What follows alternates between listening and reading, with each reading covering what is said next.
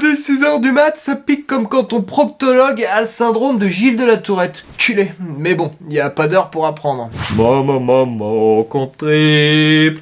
Maman, compte triple. Aujourd'hui, le mot c'est manichéisme et ça se prononce manicule. Wow, Mani! T'es là, man? Mani!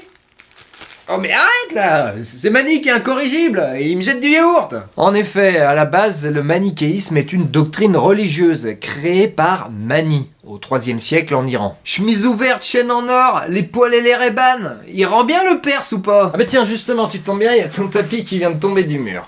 Cette doctrine est fondée autour de la coexistence et de l'antagonisme de deux principes cosmiques égaux et éternels, le bien et le mal. Les Jedi et les Sith. La force et son côté obscur. D'un point de vue de son utilisation contemporaine, le manichéisme est une attitude consistant à simplifier les rapports du monde, en les ramenant à une simple opposition entre le bien et le mal. On va pas se mentir, au niveau de la fiction, c'est du pain béni. Opposer les gentils et les méchants, on est dans la facilité narrative. Ça fait pas forcément un bon film, mais au moins, on est sûr de pas larguer les bredins. Bah les méchants, c'est pas gentil, hein.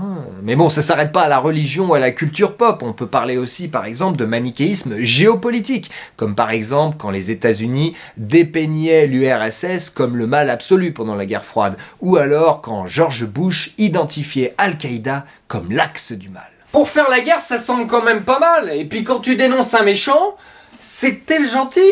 Ah, ils sont forts pour ça, les ricains. Bah, c'est eux qui ont Hollywood, hein, qu'est-ce que tu veux? Ah, ben voilà, c'est quand même plus stylé. Faut toujours un méchant pour les États-Unis. Et par exemple, en ce moment, bah, l'antagoniste, c'est Donald Trump. Ouais, d'après les médias. Bah, au moins, on peut dire que les scénaristes, au niveau manichéisme, ils innovent. Aïe. Bon, il semblerait que ça tienne pas. Bref, c'est devenu tellement péjoratif l'utilisation de ce mot, franchement. Hein, je suis sûr que Mani se retournerait dans sa tombe là. Si c'était pas fait décapiter et cloué sur une porte. Ah, sympa comme mort. Hein.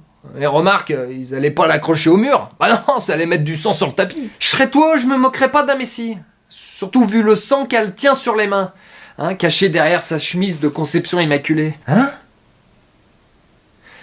Ah, Bernard-Henri Lévy, BHL, celui qui a dit en plus qu'il fallait dénazifier l'Iran. Oui, parce que soi-disant comme iranien viendrait d'Arien, ça serait un hommage au Troisième Reich.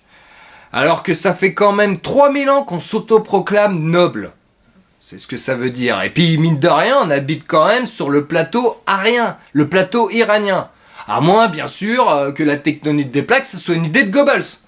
Je sais pas. En tout cas, ce dont je suis sûr, c'est que ce sycophante de BHL vient pleurnicher ses fake news, vient cracher sa haine sur les plateaux télé et dans ses torches-cul de bouquins. Quel escroc celui-là. Mais ça se trouve, d'un côté, son esprit manichéen fait qu'il se prend vraiment pour un Jedi. Attaquer la Syrie fera l'affaire. Par extrapolation, l'esprit manichéen transforme toute distinction en opposition et tout à base de stéréotypes ramène la complexité en deux pôles qui s'affrontent et qui s'excluent. Attaquer l'Iran fera l'affaire. Notre société moderne... Ouah, la société moderne! Ah, autant pour moi, non, j'attends Mani. Oh Mani, tu descends! Mais pourquoi faire?